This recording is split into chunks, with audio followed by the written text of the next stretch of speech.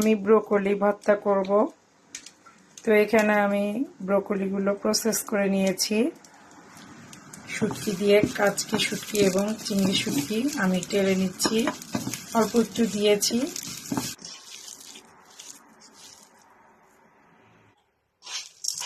আমি এটার ভিতরেই মাখিয়ে নিচ্ছি। ধনিয়া পাতা নাই, তাই ধনিয়া পাতা দিতে পারলাম না, তবে ধনিয়া পাতা দিলে আরও মজা লাগতো। চিংড়ি শুটকি এবং কাচকি শুটকি মিশিয়ে ফেললাম। তো আমার ভর্তা রেডি।